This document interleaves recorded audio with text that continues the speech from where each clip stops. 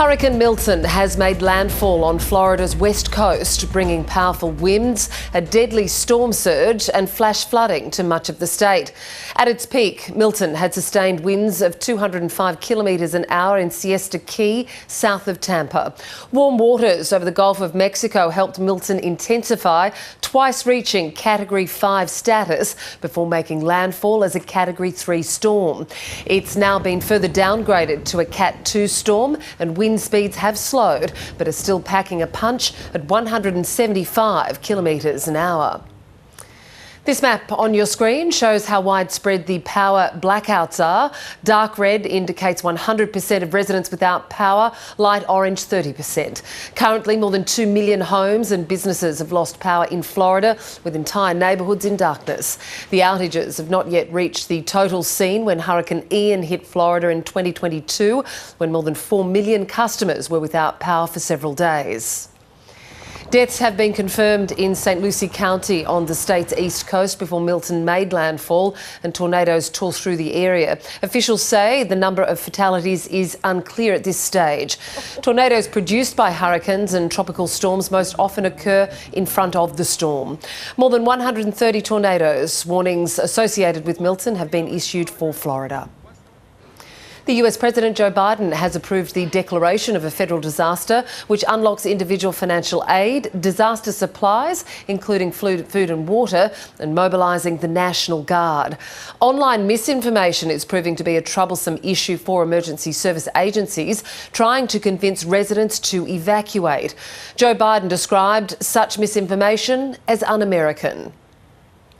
Over the last few weeks, there's been a reckless and irresponsible and relentless promotion of disinformation and outright lies about what's going on. It's undermining confidence in the people in Florida and incredible rescue and recovery work that has been undertaken. Literally, there are thousands of fellow Americans who are putting their lives at stake and putting on the line to do the dangerous work that needs to be done now. And it's harmful to those who most need the help. Quite frankly, these lies are un-American. ABC meteorologist Tom Saunders joins us now. And Tom, how powerful was Milton when he finally made landfall today? Well, Kath, 24 hours ago, Milton was a Category 5 system. However, thankfully, the forecast of a weakening before the system made landfall was accurate. So it did drop back to a Category 3 hurricane prior to making landfall, which occurred at around midday Eastern Australian time today, directly over the city of Sarasota. Now, a Category 3 hurricane is still a major storm with wind gusts up to 250 kilometres per hour. That's Bradenton, just to the north of the eye. In Australia, we would actually classify winds of that strength as a Category 4 tropical cyclone. Now, when you have winds gusting over 200 kilometres per hour, that leads to widespread power outages. You're looking at trees being uprooted and also property damage.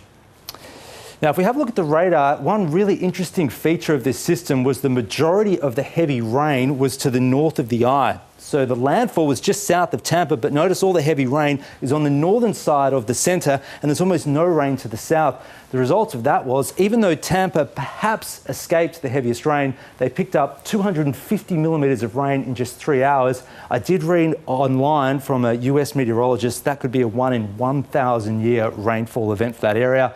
And there was also the storm surge. It was over 3 metres along the coast near the eye of this system, along with multiple tornadoes. OK, extensive flooding and destruction there. What's ahead for the storm during the next 24 hours, Tom? Well, Kath, it's now moving inland and therefore slowly starting to weaken. Now, you can see where it hit the coast, just around the Sarasota area, then moving into the central part of Florida around the middle of the afternoon.